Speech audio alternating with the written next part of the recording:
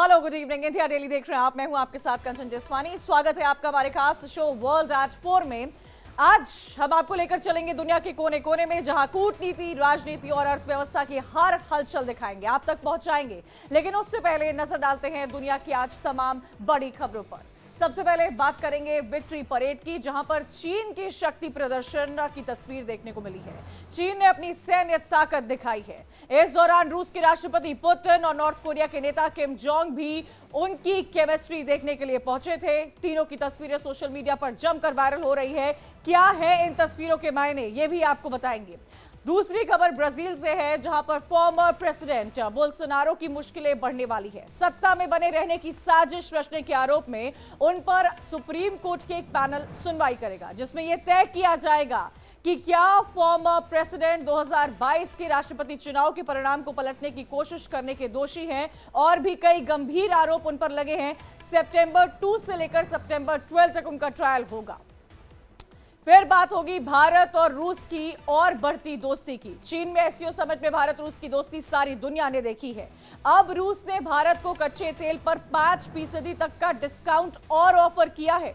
साथ ही S-400 को लेकर भी दोनों देशों से बात चल रही है। S-400 वो है जिसने ऑपरेशन सिंदूर में अपनी ताकत को दिखाया था, जिसने पाकिस्तान का पूरा एयर सिस्टम फेल कर दिया था।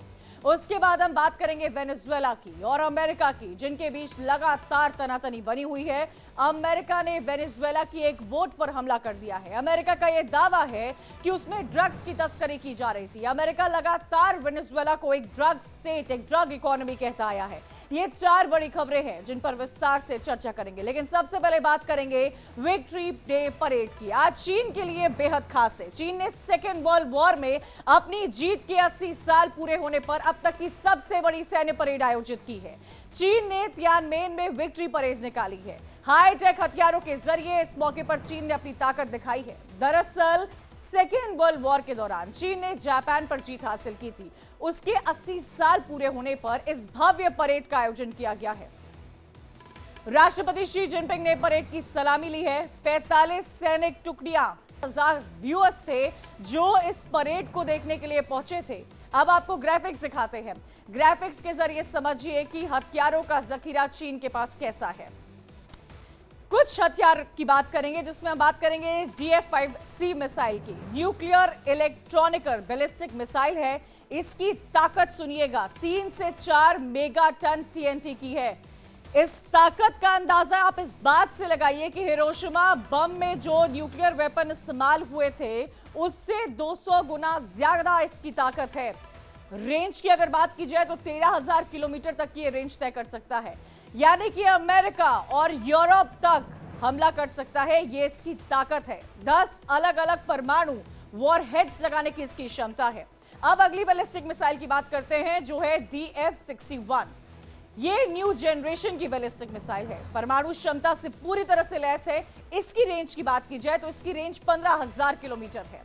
अब आपको बताते हैं गुआर किलर DF-26D के बारे में। अमेरिका के गुआम बेस को निशाना बनाने वाली मिसाइल है ये। 5,000 किलोमीटर की रेंज है। न्यूक्लियर और नॉन न्यूक्लियर दोनों तरह के वॉरहेड ले सकती है। इसमें जैमर है, इलेक्ट्रॉनिक सुरक्षा तोड़ने वाली कई नई तकनीक भी है। आज चीन ने अपनी तकनीक का प्रदर्शन किया है। अब आपको बताते हैं YJ-17 एंटी शिप मिसाइल के बारे में, जो कि हाइपरसोनिक स्पीड वाली मिसाइल कही जाती है, जिसके बम वर्षक विमान से जोड़ा जा सकता है। अमेरिका के एयरक्राफ्ट कैरियर के लिए यह बहुत बड़ा खतरा है। 99B टैंक को भी आज चीन की मिलिट्री परेड में दिखाया गया था। चीन की 3rd जनरेशन के टैंकों में से एक माना जाता है। इसमें मिसाइल रोधी सिस्टम, स्मार्ट टारगेटिंग टेक्नोलॉजी है, यानी कि सीधा टारगेट पर अटैक होगा। अब आपको बताते हैं PHL-16 चाइनीज हिमार्स के बारे में। मल्टीपल रॉकेट लॉन्चर है, यानी कि कई सारे रॉकेट एक साथ दाग सकती है, जो कि ट्रैक पर लगाया जाता है। अलग अलग साइज के रॉकेट्स इसमें लग सकते हैं। मिसाइल दागने की क्षमता 130 किलोमीटर से लेकर 500 किलोमीटर तक की इसकी रेंज है, यानी कि आसपास के जो इलाके हैं उनको बहुत सारी मिसाइलों, बहुत सारे रॉकेट्स के साथ कवर कर सकता है। चीन की इस मिलिट्री परेड में H-6J लॉन्ग रेंज बॉम्बर का भी प्रदर्शन किया गया था। नौसेना, वायुसेना के खास तौर पर इसको तैयार किया गया है। इसकी रेंज की बात की जाए तो 400 किलोमीटर है। 400 किलोमीटर तक के लक्ष्य पर सटीक वार कर सकता है, आधुनिक तकनीक से लैस है। अब बात करते हैं पनडुब्बी ड्रोन AJX002 की। 18 से लेकर 20 मीटर तक अंडर वाटर ड्रोन है ये। इसमें परमाणु हथियार ले जाने की क्षमता है। ये है चीन की मिलिट्री ताकत। शायद ही चीन ने अपनी मिलिट्री ताकत का जखीरा इससे पहले कभी पेश किया होगा, जो आज विक्ट्री डे परेड में पेश किया गया है। इस विक्ट्री डे परेड के जरिए चीन ने ट्रैफिक तरह तरह के जो अलग अलग देशों की तरफ से लगाए जा रहे हैं, एक तरफ टैरिफ लगाया जा रहा है। टैरिफ किंग यानी कि अमेरिका के राष्ट्रपति ट्रंप को बहुत बड़ा मैसेज दे दिया है। ट्रंप अपने टैरिफ के हथियार से दुनिया भर के देशों पर दबाव बनाने की कोशिश में जुटे हुए हैं। वहीं दूसरी तरफ चीन की यह विक्ट्री परेड, शी जिनपिंग जिसमें शामिल थे, उनके साथ रशिया के राष्ट्रपति पुतिन भी थे, नॉर्थ कोरिया के सर्वोच्च नेता किम जोंग भी थे, ईरान के राष्ट्रपति भी थे। इन तीनों परमाणु ताकत वाले देशों के नेताओं के साथ चलते हुए जो तस्वीर आई है, उससे ट्रंप थोड़े से अनकंफर्टेबल जरूर हुए होंगे। कई सारे बयान हैं जो अभी डोनाल्ड ट्रंप की तरफ से आने बाकी है।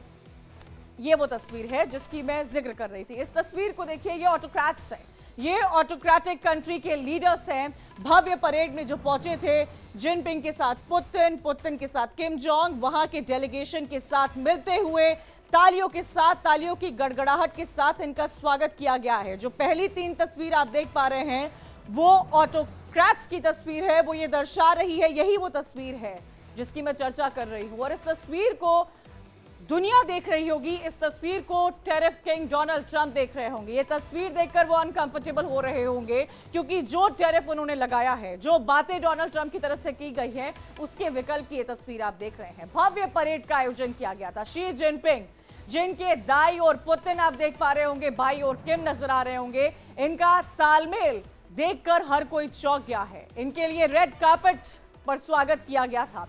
रशिया, नॉर्थ कोरिया, चाइना, ये अमेरिका के सामने टक्कर देने के लिए पूरी तरह से तैयार हो गया है। और ये बहुत बड़ी तस्वीर है जिसका संदेश दूर तक जाता है, व्हाइट हाउस, ओवल ऑफिस तक जाता है। रूस और नॉर्थ कोरिया की अमेरिका के साथ पिछले लंबे वक्त से तनातनी चल रही थी। ऐसे में इन देशों का चीन के साथ कदम से कदम मिलाकर चलना ट्रंप की आंखों में जरूर खटक रहा होगा। ये तीनों नेताओं का एक साथ पूरी दुनिया के लिए बहुत बड़ा संदेश है। तीनों का एक साथ एक मंच पर होना बहुत दुर्लभ और शक्तिशाली संदेश था, जो आप देख रहे हैं, हाईलाइट करके आपको दिखा रहे हैं। वेस्ट की कंट्रीज के खिलाफ ये एकजुटता का संदेश है। जो वेस्ट का इन्फ्लुएंस है, जो वेस्ट सोचता है कि वो सबसे ज्यादा ताकतवर है, ऐसा बिल्कुल भी नहीं है। किम जोंग उन अपने स्पेशल ट्रेन से पहुंचे थे यहां पर। अब इसको देखिए और समझिए। ये विक्ट्री डे परेड में जो लोग पहुंचे थे, चाइना के विक्ट्री डे परेड में, उनकी तस्वीर है। नॉर्थ कोरिया पहुंचा था, पुतिन वहां पर पहुंचे थे। पुतिन एससीओ की बैठक के लिए चीन आए थे, उसके बाद मिलिट्री डे के लिए वहां पर रुके थे। ये भी समझिएगा कि चीन ने विक्ट्री डे परेड 10 साल पहले आयोजित किया था। इस बार 80वीं वर्षगांठ पर इसे और ज्यादा और भव्य तरीके से आयोजित किया गया है। परेड में 26 विदेशी नेता मौजूद थे। और यह भी समझने की जरूरत है कि 4 तानाशाह शक्तियां चीन में एक साथ नजर आई थी। तानाशाह क्यों कह रहे हैं आप ये समझिएगा, इनको ऑटोक्रेट्स कहा जाता है। नॉर्थ कोरिया के नेता किम जोंग को दुनिया भर में एक तानाशाह के रूप में देखा गया है, उनके पूरे परिवार को, क्योंकि वो उत्तर कोरिया पर पूरी तरह से अपना नियंत्रण रखते हैं। राजनीति हो, सेना हो, मीडिया हो, जनता हो, हर चीज पर नॉर्थ कोरिया खुद टकटकी लगाए देखता है। किम जोंग उन, ये समझिए, वो कोई चुने हुए नेता नहीं है, बल्कि उन्हें विरासत में ये सियासत मिली है। जिनपिंग भी चीन की सत्ता पर काफी सालों से काबिज है। मार्च 2013 से लेकर अब तक जिनपिंग जो है वहां पर है। ऐसे ही पुतिन का भी हाल है। संविधान को लेकर तरह तरह की बातें होती हैं, लेकिन ये सारे ऑटोक्रेट्स हैं। ऑटोक्रेट्स और डेमोक्रेसी में फर्क होता है। हम डेमोक्रेटिक कंट्री है, लेकिन जिन कंट्रीज की हम बात कर रहे हैं वो ऑटोक्रेट्स है। ये समझने की आपको जरूरत है। अब आप ये समझिए कि दुनिया के तानाशाह, दुनिया में ऑटोक्रेट्स कौन कौन से देश हैं। चाइना है, जिसकी तानाशाही आप देख रहे हैं, शी जिनपिंग। नॉर्थ कोरिया है, किम जोंग को आप देख रहे हैं। रशिया है, जहां पर कुछ लोकतंत्र है, लेकिन कुछ बेहद ज्यादा इंपॉर्टेंट अगर देखा जाए तो उसको ऑटोक्रेट्स के ही तौर पर देखा जाता है। सऊदी अरब, राजतंत्र, Mohammed bin Salman. Iran, supreme leader Khamenei है। वेनेजुएला की अगर बात की जाए तो मादुरो वहां के लीडर है। ये तमाम ऑटोक्रेट्स लीडर का हम आपको जिक्र कर रहे हैं, लेकिन अगर हम बात ऑटोक्रेट्स की कर रहे हैं तो उससे ज्यादा जरूरी बात डेमोक्रेट्स की करनी चाहिए, लोकतांत्रिक देश की करनी चाहिए। भारत है दुनिया का सबसे बड़ा लार्जेस्ट डेमोक्रेसी कहा जाता है। उसके बाद अमेरिका है, जापान है, ब्रिटेन है, जर्मनी है, ऑस्ट्रेलिया है। ये तमाम जो देश है वो लोकतंत्र को अपनाते हैं। ये फर्क है इन दोनों में। लेकिन चीन की अगर मिलिट्री डे की बात की जाए तो दुनिया और चीन लंबे समय से इस बड़े पल का इंतजार कर रहा था, जिसकी अद्भुत तस्वीरें आप देख रहे हैं।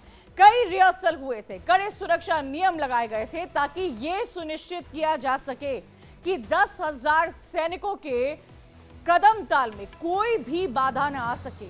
80वीं वर्षगांठ थी। 80,000 कबूतर यानी कि पिजन्स और 80,000 रंग बिरंगे बलून्स छोड़े गए थे।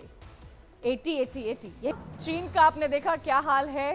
ये चीन की विक्ट्री डे परेड की तस्वीरें हमने आपको दिखाई, अलौकिक खूबसूरत। शायद ही हमने पहले ऐसी तस्वीरें चीन से देखी थी। अब हम आपको लेकर चलेंगे हमारी दूसरी बड़ी खबर की तरफ, जो ब्राजील से आ रही है। दरअसल ब्राजील के पूर्व राष्ट्रपति बोल्सोनारो की है, जिनका भविष्य इस वक्त लटक रहा है, क्योंकि सत्ता में बने रहने की साजिश रचने का उन पर आरोप है। मुकदमा चल रहा है। अब जो वो फेज है वो अपने लास्ट चरण में आ चुका है। सितंबर 2 से लेकर सितंबर 12 तक लास्ट फेज में है। 4 अगस्त 2025 को ब्राजील के सुप्रीम कोर्ट ने बोल्सोनारो को हाउस अरेस्ट किया था। आदेश दिया गया था हाउस अरेस्ट का। अब सुप्रीम कोर्ट के एक पैनल ने 2 से लेकर 12 सितंबर तक एक सेशन निर्धारित किया है, जिसमें यह तय किया जाएगा कि क्या ब्राजील के फॉर्मर प्रेसिडेंट 2022 के इलेक्शन के रिजल्ट को पलटने की कोशिश करने के दोषी हैं, जिसमें वो राष्ट्रपति लूला दा सिल्वा से हार गए थे। उन्होंने किसी भी तरह के गलत काम से इनकार किया है, लेकिन फिलहाल वो हाउस अरेस्ट है। उन्होंने बार बार ये दावा किया है कि उनके खिलाफ मुकदमा राजनीति से प्रेरित है। बोल्सोनारो पर तख्ता पलट की कोशिश से जुड़े हुए 5 आरोप हैं। इन आरोपों को ग्राफिक्स के जरिए समझिएगा। सबसे पहला उन पर आरोप है कि तख्ता पलट की कोशिश की गई है, यानी कि जब 2022 में वो चुनाव हार रहे थे तो उन्होंने एक कोशिश की थी कि वो मेंटेन कर सके। दूसरा आरोप सशस्त्र आपराधिक गिरोह में शामिल होने का है। तीसरा आरोप लोकतंत्र को बलपूर्वक खत्म करने की कोशिश उन्होंने की थी। ये उन पर आरोप लगे हुए हैं। चौथा आरोप सरकारी संपत्ति को नुकसान पहुंचाने के 2 मामले हैं जो उन पर इस वक्त चल रहे हैं। अब इस पूरे मामले में ब्राजील की अगर बात की जाए तो ब्राजील की सर्वोच्च अदालत यानी कि सुप्रीम कोर्ट की 5 जजेस की बेंच जो है इसकी सुनवाई कर रही है। इसमें सिर्फ बोल्सोनारो नहीं है, उनके साथ और सहयोगी भी हैं जिनके खिलाफ सुनवाई चल रही है। क्या पनिशमेंट होगी, क्या वो कन्विक्ट होंगे या एक्विट होंगे, ये फैसला तुरंत भी हो सकता है। जस्टिस मोराएस मुख्य जज हैं जिन्होंने बोल्सोनारो का विरोधी माना जाता है और वो इस बेंच में शामिल है। वो इस बेंच की अध्यक्षता कर रहे हैं जो बोल्सोनारो के विरोधी हैं। अगर बोल्सोनारो दोषी पाए जाते हैं, इसको ध्यान से समझिएगा, तो उन्हें कितनी सजा मिल सकती है ये भी सुनिए। अगर वो दोषी साबित हो जाते हैं, क्योंकि कोर्ट में पूरा मामला चल रहा है, प्रोसिक्यूशन अपनी बात रखेगा, दलीलें दी जाएंगी, जज सुनेंगे, तरह तरह की टिप्पणियां होंगी। पूरा ये 2 से लेकर 12 तारीख तक ये पूरा प्रोसेस चलता रहेगा। अगर उनको दोषी पाया जाता है तो क्या क्लॉजेस है, उनको क्या क्या सजा मिल सकती है ये भी समझिएगा। अगर तख्ता पलट का उनको दोषी माना जाता है तो 12 साल की उनको जेल होगी। अब आपको बताते हैं कि उनके जितने भी आरोप हमने आपको बताए हैं, अगर वो सारे आरोप सच साबित होते हैं तो कुल मिलाकर उनको 40 साल तक की जेल हो सकती है। इसका ब्राजील के लोगों पर बहुत गहरा असर पड़ सकता है, बहुत बड़ा असर होगा जिसकी हम शायद कल्पना भी नहीं कर पा रहे हैं।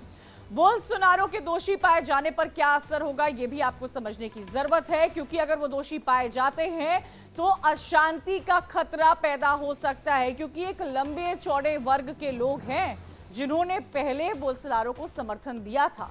2022 में भी लोगों ने उनको समर्थन दिया था, लेकिन वो जीत के करीब नहीं पहुंच पाए थे और यही उन पर आरोप है कि क्या उन्होंने कोशिश की थी तख्ता पलट करने की। अब आपको यह भी बताते हैं कि बोल्सोनारो पर क्या आरोप लगे हुए हैं। 8 जनवरी 2023 की बात की जाए तो 8 जनवरी 2023 को दंगा हुआ था। आपको याद होगा वो तस्वीर। बोल्सोनारो के समर्थकों ने जितने भी वहां पर गवर्नमेंट के अपार्टमेंट्स थे, उनके जो भवन थे, वहां पर तोड़फोड़ की थी। लूला की जीत के बाद तोड़फोड़ की गई थी। लोग एक्सेप्ट ही नहीं कर पा रहे थे लूला को, जो कि अब वहां के प्रेसिडेंट है। जो न्यू राष्ट्रपति बने थे, यानी कि न्यू प्रेसिडेंट बने थे, उनको उनके पद से हटाने की कोशिश की गई थी। बोल्सोनारो के सहयोगियों पर लूला की हत्या का भी आरोप है, असैसिनेशन का यह आरोप लगा है, जो उनके सहयोगी हैं। बोल्सोनारो पर इस दंगे को भड़काने का आरोप है कि उन्होंने शायद साजिश की है, कोई षड्यंत्र रचा है। ये तमाम आरोप हैं जो बोल्सोनारो पर लगे हुए हैं। क्या आसान होगी बोल्सोनारो की राह?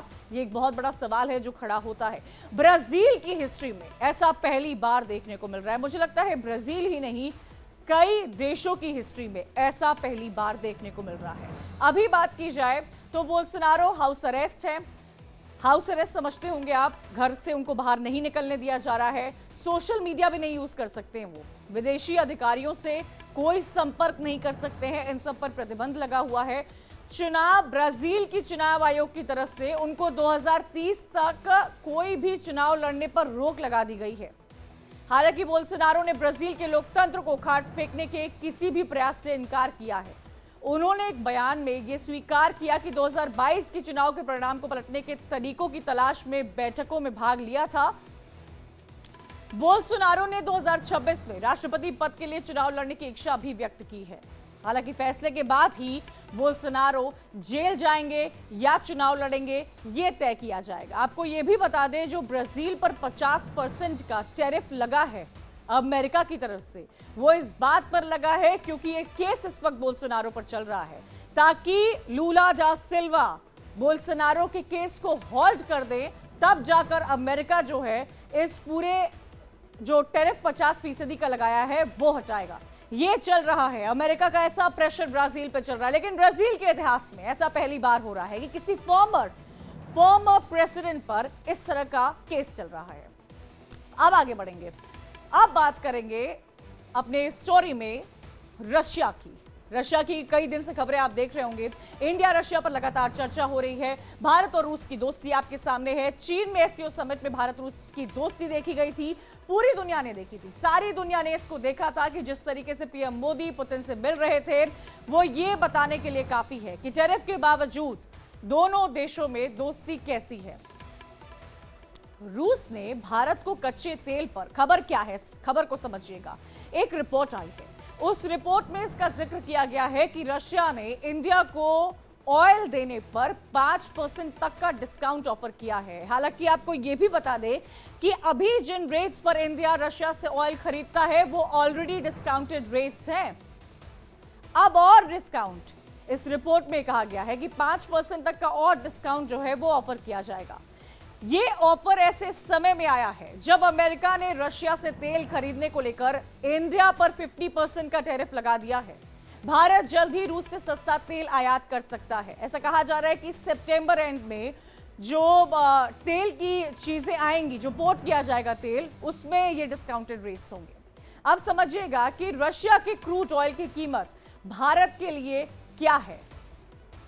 रशिया के क्रूड ऑयल की कीमत की बात की जाए तो भारत के लिए सस्ता पड़ता है। इसीलिए भारत लेता है, क्योंकि ये अर्थव्यवस्था है, क्योंकि इकोनॉमी है, क्योंकि ग्लोबल वर्ल्ड है, क्योंकि मल्टीपोलर वर्ल्ड है, तो अपने तहत भारत ये तेल लेता है। इस सस्ते तेल की बात की जाए तो $3 से $4 प्रति बैरल की छूट पर मिल रहा है। रशिया ने भारत को कच्चे तेल पर 5% का डिस्काउंट ऑफर किया है। यूक्रेन युद्ध शुरू के बाद भारत का रूसी तेल आयात काफी बढ़ा है। पहले जो 1 या 2% हुआ करता था, आज की तारीख में वो 40% तक है। और इसी वजह से रूसी तेल खरीदना भारत के लिए काफी ज्यादा फायदेमंद है। आपको यह भी बता दें कि अमेरिका के व्हाइट हाउस के सलाहकार पीटर नवारो ने भारत पर रूस की युद्ध अर्थव्यवस्था को बढ़ावा देने का आरोप लगाया है। उन्होंने कहा है कि भारत रूसी तेल का सबसे बड़ा क्लियरिंग हाउस बन गया है, जिससे मॉस्को को डॉलर मिल रहा है। लेकिन आपको यह भी समझना होगा, गहराई से इस बात को समझनी होगी कि भारत दुनिया का तीसरा बड़ा तेल आयात करने वाला देश है। 2022 में भारत ने तेल खरीदने के तरीके को बदला था। रशिया से 40% तेल का आयात करता है भारत। अब ये जो स्टैट्स है वो 40% तक पहुंचे हैं। अगर 24-25 की बात की जाए तो इंडिया को 54 लाख बैरल प्रतिदिन तेल की सप्लाई की गई थी। और इस ग्राफिक्स के जरिए समझिएगा कि इंडिया और रशिया के बीच में ऑयल को लेकर क्या चल रहा है। ये 40% तेल का आयात करता है भारत रशिया से। 2024-25 में जो आंकड़ा है वो ये कहता है कि 54 लाख बैरल प्रतिदिन तेल की सप्लाई जो है वो की गई थी। बहुत ज्यादा है। ये टोटल ऑयल कंजम्पशन का 36% माना जाता है जो इस वक्त आप देख रहे हैं। रशिया ने इराक, सऊदी, यूएई और अमेरिका को भी इसमें पीछे छोड़ दिया है। यानी कि इंडिया की अगर बात की जाए तो इंडिया रशिया से बहुत ज्यादा तेल खरीद रहा है। इन सब के बीच में आपको यह भी समझने की जरूरत है कि पहले जो यूक्रेन का वॉर हुआ था उससे पहले ये जो आंकड़ा था ये 1 या 2% था, लेकिन ये जो आंकड़ा है वो अब 40% हो गया है। भारत दुनिया का तीसरा बड़ा तेल आयातक है क्योंकि तेल की जरूरत है, पॉपुलेशन इतनी ज्यादा है। इन सब के बीच में आपको यह भी समझने की जरूरत है कि रशिया ने इराक, सऊदी अरब, यूएई और अमेरिका जैसे देशों को भी इसमें पीछे छोड़ दिया है। ये दोस्ती की तस्वीर है जो आप देख रहे हैं। पीएम मोदी ने उस समिट में ये साफ कहा था कि इंडिया आर्थिक दबाव के आगे नहीं झुकने वाला है, जो ट्रंप के लिए बहुत बड़ा मैसेज था। अब तेल की खेप भारत रूस के रिश्तों को और मजबूती देगी और देनी भी चाहिए। इसी को लेकर अमेरिका की तरफ से बार बार कहा जाता है। हालांकि आप ये भी बात समझिए कि चाइना इंडिया से ज्यादा तेल रशिया से लेता है, लेकिन चाइना पर इस तरह का टैरिफ नहीं लगा है। ऐसा अमेरिका की तरफ से जो स्टेटमेंट आया है वो इसलिए है क्योंकि उनके कहने का ये मतलब है कि जो यूक्रेन वॉर से पहले चाइना तेल लेता था उससे लेकर अब तक में खाली 3% का डिफरेंस है और इंडिया में ये डिफरेंस 35 से 37% का है। अब आपको बताएंगे S-400 मिसाइल के बारे में। भारत को S-400 मिसाइल सिस्टम की और खेप मिलने वाली है। भारत और रशिया के बीच S-400 मिसाइल सिस्टम की आपूर्ति को लेकर बातचीत चल रही है। रशिया 2026 और 2027 तक अंतिम 2 यूनिट भारत को सौंप देगा। साल 2018 में इन दोनों देशों के बीच में 5.5 अरब डॉलर का समझौता हुआ था, जिसके तहत 5 S-400 यूनिट मिलने वाले थे। इसमें से 3 यूनिट भारत को 2019 में पहले ही मिल चुके हैं। आपको याद होगा जब भारत ने पहलगाम हमले का बदला लिया था, ऑपरेशन सिंदूर में S-400 ने बहुत ही महत्वपूर्ण भूमिका निभाई थी।